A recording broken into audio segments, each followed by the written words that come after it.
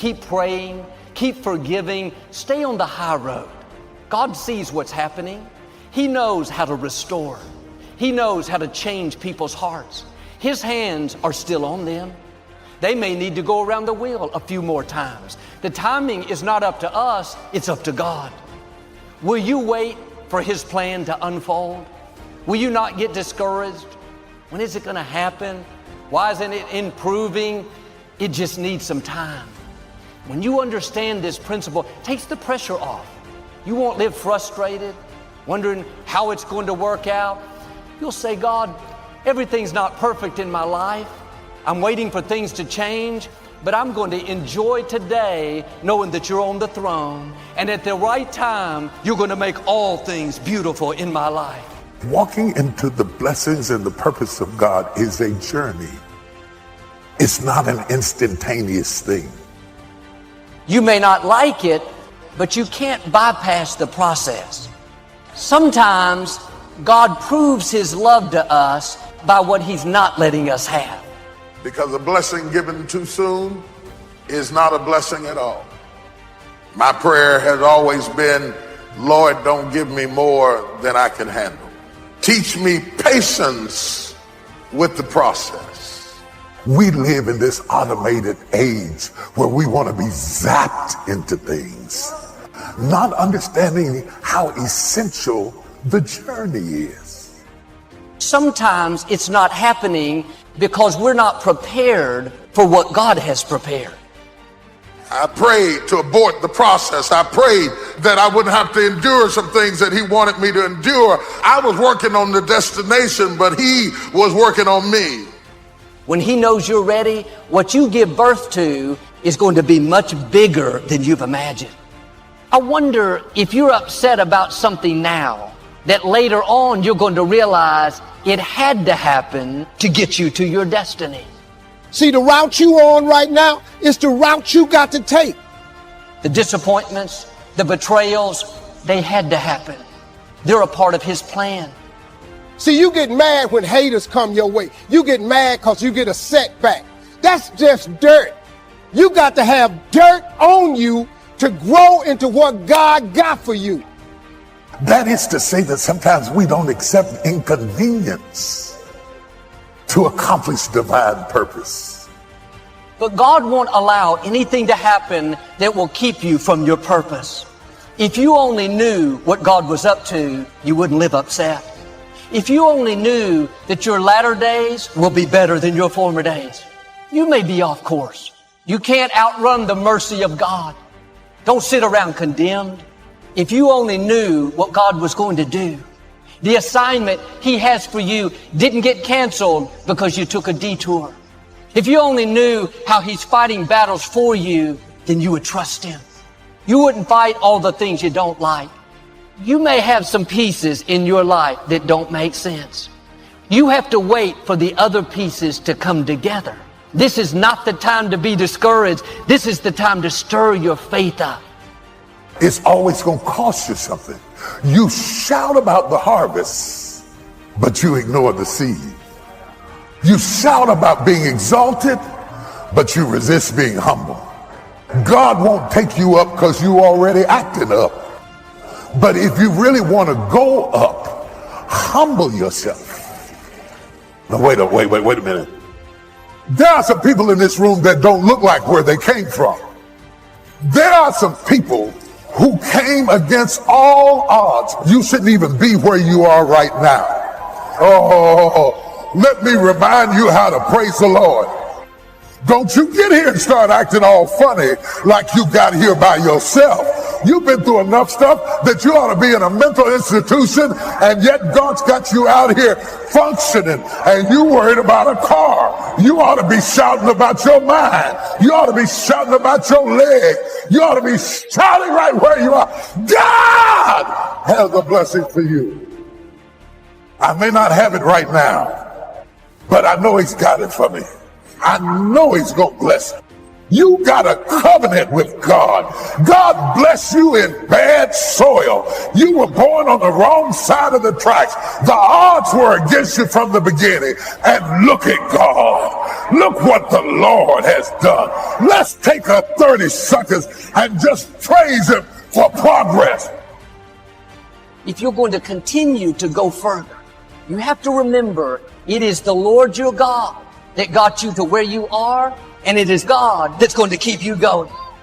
I'm telling you that it was him. It was not my education. It was cause of prayer. Somebody throw your hands up and say, protect my seed, protect my resources, protect my finances. Regardless to what Fox is saying, regardless to what MSNBC is saying, my prayer is protect my seed. Lead me beside the still waters. Put me in the place that you want me to be, because God has a place for you where the blessings will flow. If you knew all the things God has been orchestrating behind the scenes to get you where you are, you would be amazed. You can come up with good reasons why you can't be happy, why your business can't succeed. In your own strength, that may be true, but you're not on your own. You have to trust him when it doesn't make sense. If you only knew where those disappointments are leading you, it's not that God has forgotten about you, it's that he's positioning you for greater influence. Let go of the discouragement and get ready for something that you haven't seen. The disappointments, the people that tried to stop you, it's all working for your good. If it doesn't happen quickly, we get angry with a God who has the end plan from the beginning. Your update is past date to God. I'm telling you, half of the things you're worried about are already set. They're already there.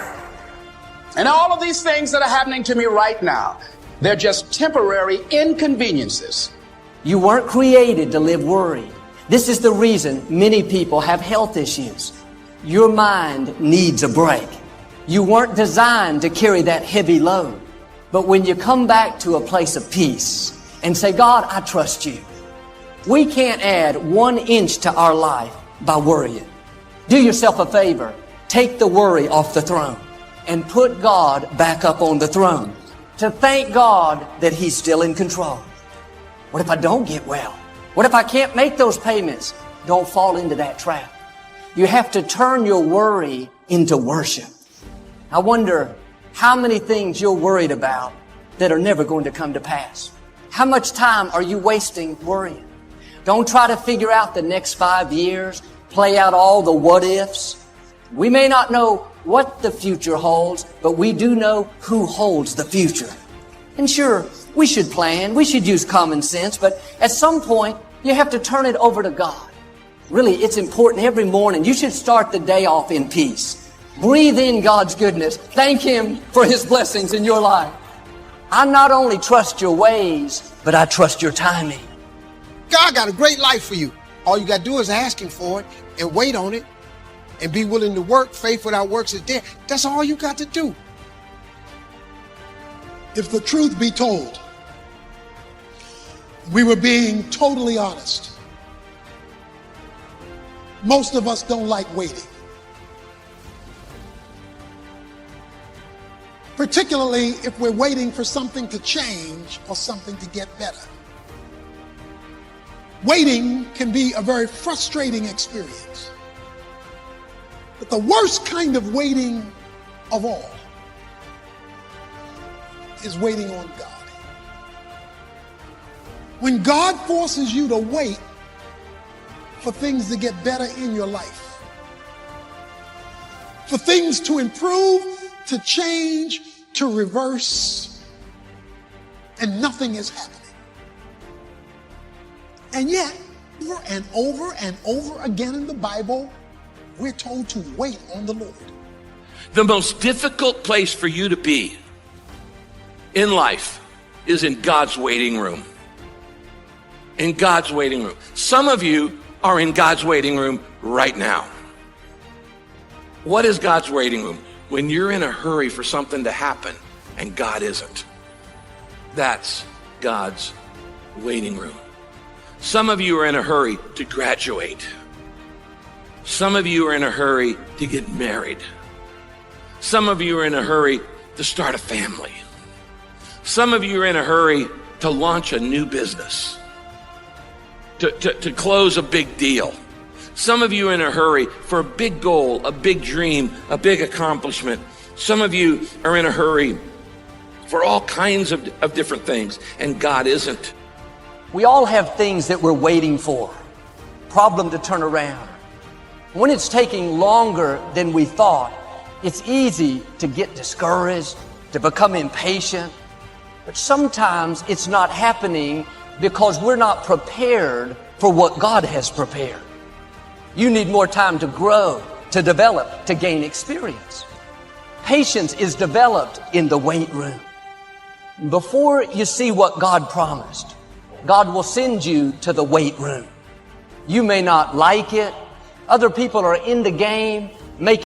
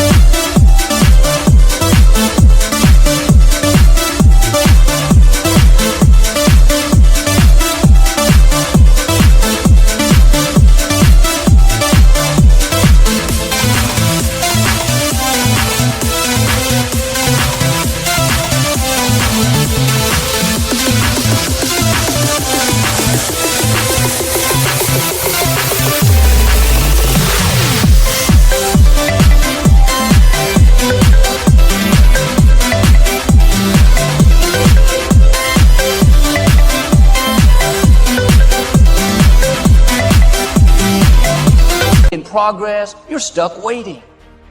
You may not see anything changing, but something is happening. Patience is working. You're growing, developing, getting you prepared so you can sustain what God has coming. Don't get discouraged because it's not happening as fast as you would like. When He knows you're ready, what you give birth to is going to be much bigger than you've imagined. Maybe you've been praying, being your best, but you don't see anything changing. Have a new perspective. You're in the weight room. You're not falling behind. God has you right where He wants you. Now do your part and wait with a good attitude. Thank you that what you promised is on the way. If you will wait with the right attitude, after patience has done its work, you're going to see promises come to pass. Don't allow a moment of agony to make you draw a conclusion about life prematurely. Because if you just keep on walking with God, God has a way of making everything all right. But He warns us that the steps of a good man are ordered by the Lord. Now, the term steps implies process. Means it's going to take a while. Because a blessing given too soon is not a blessing at all. I can give my son the car keys now, but had I given it to him when he was 5, it would not have been a blessing at all. He can't handle it. So would I be a good father if I gave him a good thing too soon? Sometimes my goodness is proven by my ability to say not yet. You see, while you're working on your project, your goal, your dream, your vision, God's working on you. And God's much more interested in you than in what you're trying to accomplish. Because you're not taking your accomplishments to heaven, but you are taking your character.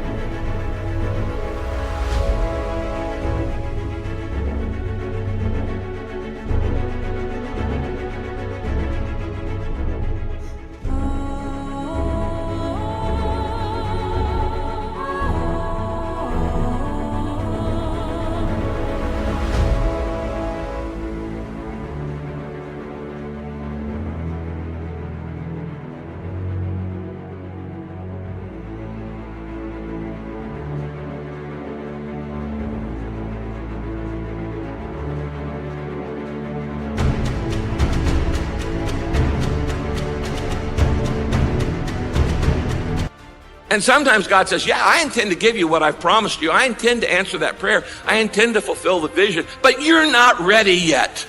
I want you to grow, and when you're ready, then it's going to happen. And I'll admit, I don't like to wait. I like to make progress. I like to get things done. But I've learned some things take time.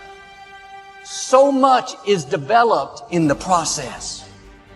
When you're doing the right thing, but nothing's changing. Remember, something is happening. You're growing. You may not like it, but you can't bypass the process. David said, God, my times are in your hands. I not only trust your ways, but I trust your timing. When I'm ready, when I can handle it, you will take me to new levels of my destiny. Something may have your name on it. You know God has put it in your heart. But if it happens too soon, the blessing will become a burden. Sometimes God proves His love to us by what He's not letting us have. We just have to spend more time in the weight room, growing, learning to trust God, learning to keep a good attitude when things aren't going our way. The sooner we pass these tests, the sooner God will release what belongs to us. And one reason we get in a hurry is we think we're falling behind. Our friend is getting married. Our coworker got promoted. The neighbors moved into a new house. We got to make things happen. We're being left out. Well, here's the key. What has your name on it will not go to anyone else. We don't like to trust somebody else's timing. Why? Because we lose control. And so we'd rather than trust God, because trusting God means, my goodness, I actually have to trust God. We'd rather go, listen, I like the plan and purpose you have for my life, but can we do it my way? And here's the funny thing. Now that I'm a parent, I recognize in my children that they don't like it to wait on my timing. They don't like to wait. They don't like to chill and be patient. But the thing is, if they would just trust my timing, they would recognize it's for their good. It's for them to be blessed and prosperous. And so you can live life frustrated, anxious, stressed out, angry, or you can rest and go, God, I have to trust in your timing. Another thing you have to learn in life is that a delay is not a denial. There's a big difference between no and not yet. Now, immature children don't know the difference. You tell a kid, not yet, they start crying and having a hissy fit because they think it means no. They don't understand a delay is not a denial. You can never lose faith